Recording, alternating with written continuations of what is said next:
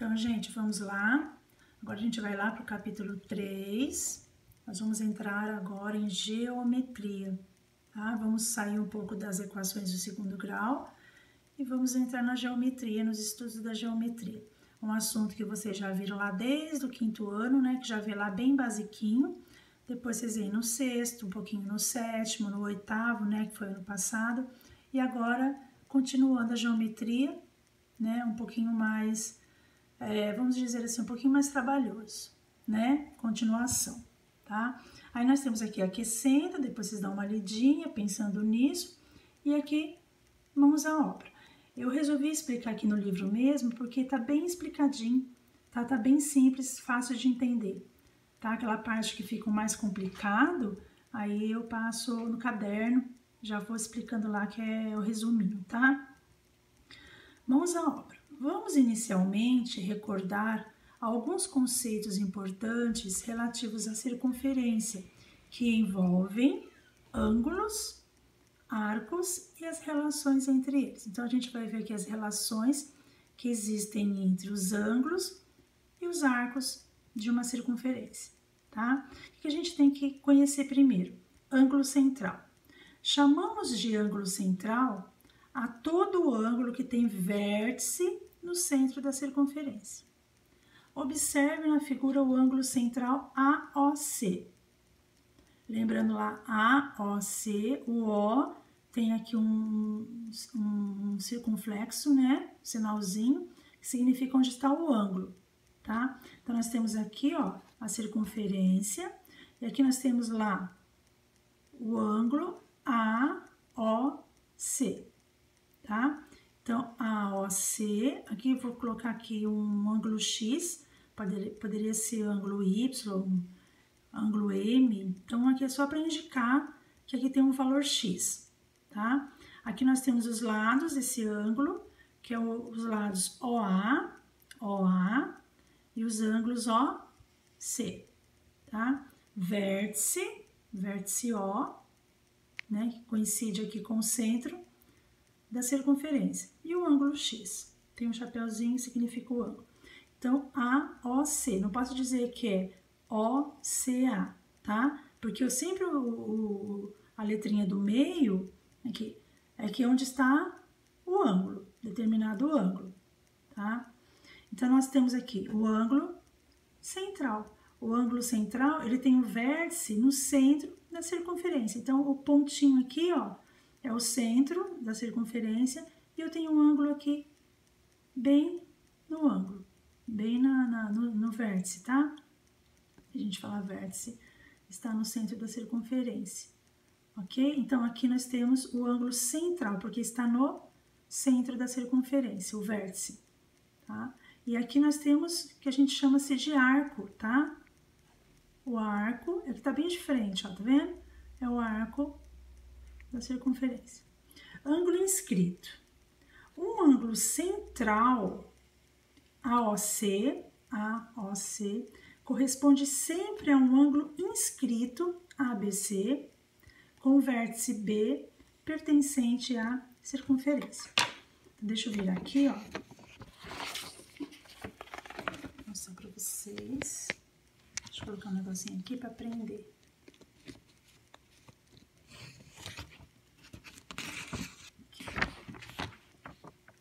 Repara na altura do leitor aqui sim, mas para ficar bem certinho, tá bom? Então, nós temos lá, ó, o ângulo inscrito. Então, nós temos aqui uma outra circunferência. Eu tenho o ângulo AOC, que é o ângulo central, tá? Olha lá o centro O, o vértice corresponde ao vértice do ângulo, tá vendo? E aqui nós temos um ângulo inscrito. Tá vendo que o ângulo inscrito, os lados dele, vai coincidir lá com o lado, num ponto do lado do ângulo central. Tá vendo? Então, esse aqui é o ângulo inscrito. Então, ó, como eu já falei, o arco é o ângulo central. Essa medida aqui, ó, do ângulo central, tem a mesma medida dessa daqui, tá? São medidas iguais.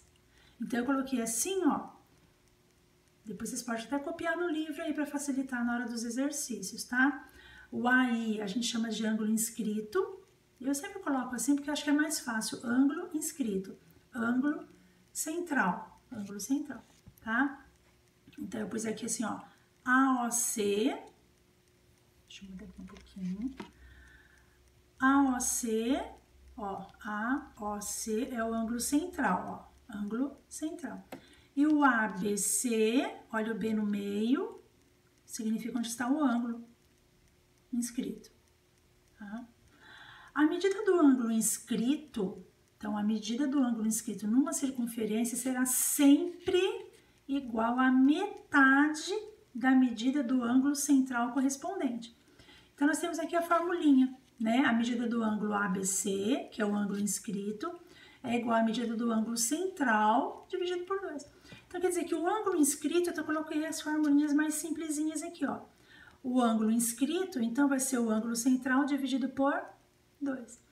Ou o ângulo central é 2 vezes o ângulo inscrito, ou seja, é o dobro do ângulo inscrito.